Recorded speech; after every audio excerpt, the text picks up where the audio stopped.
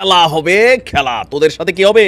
খেলা হবে, রক্ষা নাই ভাই। অনেক উঠছে, এর মধ্যে মরার উপর খরার গা হচ্ছে কার জন্য? বাস তাই বার কোনো ছিল না। আপনি নেতা মানছি, বস নেতা মানছি। আপনি ভারতের দেন, খতম করে দেন, শেষ করে দেন। ভারতের সাথে এবার যুদ্ধ হবেই, বুঝছেন? ভারতের সাথে এবার যুদ্ধ হবে, লড়াই আমরা করবেই, বুঝছেন? আরে যা কিছু আছে, বুঝছেন? ভারতের সাথে আমরা লড়াই করবেই, বুঝছেন? ভারতের 7 সিস্টার খাই ছাড়ুম আমরা, ভারতের 7 সিস্টার খাই ছাড়ুম আমরা। আসতে পারেন, মুদি ব্যথা পাবে। আজকে সকালবেলায় ঘুম থেকে উঠে একটা বড় ধাক্কা খেলাম। এটাই হচ্ছে বড় বিজয় আমার কাছে। ধাক্কাটা এটাই লাগলো, এটা তাদের নিঃসন্দেহে একটা বড় বিজয়। কিভাবে গর্জন করে উঠলো ভাই, বাঘ বাঘ।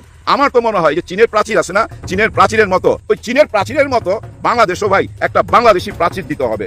তিন দিকে, একদম তিন দিকে, শুধু সমুদ্র সাইডটা খোলা থাকবে, কারণ ভারত আমাদের তিন দিকে, এই তিন দিকেই ভাই প্রাচীর দিতে হবে ওই চীনের প্রাচীরের মতো।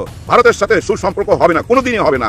আওয়ামী লীগ এবং ভারতের আদেশেই এই জুলাই যোদ্ধা এবং গণঅভ্যুত্থানের নায়ক ওসমান হাদির উপর হামলা করা হয়েছে। তবে ইতিমধ্যেই সেই হামলাকারী সে হাতে নাতে ধরা পড়েছে এবং রিমান্ডের দায় স্বীকার করে সে স্বীকারোক্তি দিয়েছে এবং চাঞ্চল্যকর কিছু তথ্য দিয়েছে, যে কারণে এবার তার জন্য ফাঁসির মঞ্চ প্রস্তুত হয়েছে। এবার যে কোনো সময় ফাঁসি হতে যাচ্ছে এই ওসমান হাদির খুনি ফয়সালের। আমাদের আজকের বিষয় হচ্ছে অবশেষে বেরিয়ে এলো হাদির ঘটনার মূল রহস্য। নতুন একটা নিউজে আপনাকে স্বাগতম। প্রিয় দর্শক, বাংলাদেশের রাজনৈতিক প্রেক্ষাপট ও সার্বিক পরিস্থিতির কিছু ভিডিও নিয়ে আপনাদের সামনে হাজির হয়েছি, যার কিছু অংশবিশেষ আপনারা ইতিমধ্যেই দেখে ফেলেছেন এবং এই অংশবিশেষ দেখার মাধ্যমে আপনারা বুঝতে পেরে গেছেন যে আজকের ভিডিওটা কতটা গুরুত্বপূর্ণ হতে যাচ্ছে। তাই প্রিয় দর্শক, সম্পূর্ণ ভিডিওটি না টেনে দেখলে আপনারা ভিডিওর মূল বিষয়টি বুঝতে পারবেন।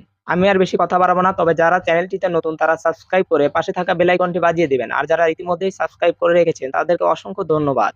তো চলুন একটি লাইক দিয়ে ধারাবাহিকভাবে সম্পূর্ণ ভিডিওর বিস্তারিত আলোচনা দেখে আসি। আমার তো মনে হয় যে চীনের প্রাচীর আছে না, চীনের প্রাচীরের মতো, ওই চীনের প্রাচীরের মতো বাংলাদেশও ভাই একটা বাংলাদেশি প্রাচীর দিতে হবে। তিন দিকে, একদম তিন দিকে, শুধু সমুদ্র সাইডটা খোলা থাকবে, কারণ ভারত আমাদের তিন দিকে, এই তিন দিকেই ভাই প্রাচীর দিতে হবে ওই চীনের প্রাচীরের মতো। ভারতের সাথে সুসম্পর্ক হবে না, কোনোদিনই হবে না। ভারতকে বুঝাইতে পারবেন না, ভারত বুঝতে চাইবে না, ভারতের জনগণ বুঝে, কিন্তু ভারতের প্রশাসন, ওই যে মোদি উনি একটা টুইট করছিল, যায় দেখেন ওই টুইটের মধ্যে লক্ষ লক্ষ হাসির রিয়াকশন।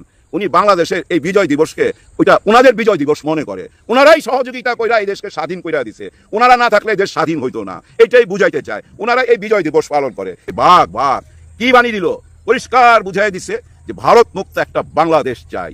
এবং ভারত যদি শেখ হাসিনাকে 25 তারিখের মধ্যে, শুধু শেখ হাসিনা না, ওই কসাই কামাল সহ সবাইকে 25 তারিখের মধ্যে আমাদের হাতে বুঝাই দিতে হবে, অথবা দিন তারিখ ঠিক করতে হবে কবে দিবে। না দিলে ভারতের কোন নাগরিক বাংলাদেশে স্বস্তিতে কাজ করতে পারবে না। বাংলাদেশে বহু প্রতিষ্ঠান আছে ভারতের, সবগুলা প্রতিষ্ঠানের সামনে যায় তারা প্রতিবাদ জানাবে, এবং ভারতের এই যে দূতাবাস, এই দূতাবাসের কার্যক্রম ঠিক মতো চলতে দিবে না। কারণ তোমরা আমাদের সঙ্গে যুদ্ধ ঘোষণা করছো আমাদের দেশকে অস্থির করার জন্য। ভাই, আমাদের দেশের অনেক ক্রিমিনাল এখন ভারত থেকে তারা আমাদের দেশটাকে অস্থির করে মারতে চায়, অর্থাৎ একটা যুদ্ধময় পরিস্থিতি তৈরি করছে। ডক্টর ইউনূস স্যার বলছিল না, একটা যুদ্ধময় পরিস্থিতির মধ্যে দিয়ে আমরা যাচ্ছি, সেই কথাটাই তো সত্য হইলো ডক্টর মোহাম্মদ ইউনূস স্যার। হ্যাঁ ভাই, ওই যে প্রথম দিন পরিচয় করাই দিয়েছিল না একজন মাস্টার মাইন্ড উনি না, মাস্টার মাইন্ড উনি নিজে। ওই যে আপনারা বইলা বেড়ান মেটিকুলাস ডিজাইনের মধ্যে দিয়ে দেশ যাচ্ছে, এই হচ্ছে ওই হচ্ছে, কথা আপনাদের ঠিক আছে, কিন্তু এই মেটিকুলাস ডিজাইনটা কি জানেন? এই মেটিকুলাস ডিজাইনটা এমন ভাবে করা হয়েছে যেন 71কে কেউ ধ্বংস করতে না পারে। 71-এর মধ্যে যেসব ভাইরাস ঢুকছে সেগুলোকে ঝাড়ু দিয়ে ফেলতে হবে, রিসেট বাটনের চাপ দিয়ে সেগুলো পরিষ্কার করতে হবে, এবং 24কে সাথে নিয়ে নতুন একটা বাংলাদেশ হইতে হবে। আর সেটাই হইতে যাচ্ছে, কেউ রুখতে পারবেন না। শুধু মাথায় রাখবেন, নির্বাচনের দিনে হ্যাঁ ভোট দিতে হবে, হ্যাঁ ভোট। তারপরে আপনাদের যার যেখানে ইচ্ছা ভোট দেন না কেন, কিচ্ছু যায় আসে না, শুধু হ্যাঁ ভোটটা দিবেন। হ্যাঁ ভোটের মাধ্যমেই নতুন একটা বাংলাদেশ আসবে, আর ওই হ্যাঁ ভোটের মধ্যে আপনারা পেয়ে যাবেন নতুন সংবিধান। 72-এর সংবিধানের কবর হয়ে যাবে। হ্যাঁ ভাই, 71-কে বুকে নিয়ে 24 নতুন ভাবে যাত্রা শুরু করতে পারবে। শুধু এই হ্যাঁ ভোটটা ভাই, হ্যাঁ ভোটটা দিতে ভুলবেন না। এখনো দেশের ভিতরেই রয়েছে শরীফ ওসমান হাদির উপরে হামলাকারী সেই কুখ্যাত সন্ত্রাসী। ডিএমপি থেকে এক সংবাদ বিজ্ঞপ্তির মাধ্যমে জানানো হয়েছে যে তারা ওই মাসুদ খান অর্থাৎ ফয়সালের পাসপোর্ট জব্দ করেছে, এবং যেদিন ওসমান হাদির ইনকিলাব সেন্টারে তারা গিয়েছিল তিনজন, ওই যে আপনারা দেখেছেন ভিডিওটা, লিফটের পাশে যে ছেলেটা বারবার লিফট টিপে টিপে দাঁড় করিয়ে রাখছিল আর ফয়সাল হাদির সাথে কথা বলছিল ভিতরে, তাকে গ্রেপ্তার করেছে, এবং সীমান্ত এলাকা থেকে দুজনকে অস্ত্র সহ গ্রেপ্তার করেছে। এই সব মিলে তারা একটা সাংবাদিক সম্মেলন করেছে। যখন সাংবাদিকরা তাদেরকে প্রশ্ন করলো যে হামলাকারী পালিয়ে গেছে নাকি দেশে আছে, বারবার যেহেতু ওই দিন এবং তার পরের দিন বিভিন্ন সোর্স থেকে বিভিন্ন সামাজিক যোগাযোগ মাধ্যমে প্রচার করা হচ্ছিল যে অমুক জায়গা দিয়ে যাচ্ছে, অমুক স্টেশনে তাকে দেখা গেছে। এমনকি জুলকারনাইন শাহের সে বারবার ঘন ঘন পোস্ট দিচ্ছিল, এবং তিনি বারবার জানাচ্ছিলেন যে অমুক জায়গায় চলে গেছে, তমুক জায়গায় চলে গেছে। পরে একটি পোস্ট শেয়ার করে তিনি বললেন, ছবি শেয়ার করে বললেন যে তারা গুয়াহাটিতে বর্তমানে আছে, তারা অলরেডি পালিয়ে চলে গেছে। কিন্তু ডিএমপির কাছ থেকে আমরা যেটি জানতে পারছি যে না, তিনি এখনো দেশের ভিতরেই আছেন। ডিএমপি প্রমাণ হিসেবে যেটি বলেছেন, তার পাসপোর্টটা জব্দ করা হয়েছে। এই পাসপোর্ট জব্দ করার সাথে সাথেই সমস্ত চেকপোস্টে পাসপোর্টের তথ্য দিয়ে দিয়েছে যে এই লোক যেন পালাতে না পারে। তো ওই পাসপোর্টের সূত্র অনুসারে সে এখন পর্যন্ত তার ডিপার্চারের কোনো তথ্য কোনো চেকপোস্টে নাই। তার মানে তিনি যান নাই। এখন থাকলো একটি অপশন, এটা হচ্ছে চোরাই পথে, যে অসাধু এবং প্রতারকরা টাকার বিনিময়ে সীমান্ত পার করে দেয়, এই জায়গাগুলোর কথা। এই জায়গার দুজনকে গ্রেপ্তার করেছে, গ্রেপ্তার করে তাদেরকে জিজ্ঞাসাবাদ করছে। জিজ্ঞাসাবাদ করার কালে তারা এমন কোনো তথ্য দেন নাই যে ফয়সালকে তারা সীমান্তের ওপারে পার করে দিয়েছে। আবার হতেও পারে, এরকম একটা আশঙ্কার কথা ডিএমপি কিন্তু প্রকাশ করেছে যে হয়তো হতে পারে, কিন্তু তাদেরকে গ্রেপ্তার করার পরে তারা এরকম কোনো তথ্য দেন নাই যে তারা পালিয়ে গেছে। সুতরাং তারা যে দেশের ভিতরেই আছে এটি সম্ভাবনা আছে, আবার মানে শতভাগ কিন্তু তারা নিশ্চিত করে বলেন নাই যে তারা দেশের ভিতরেই আছে।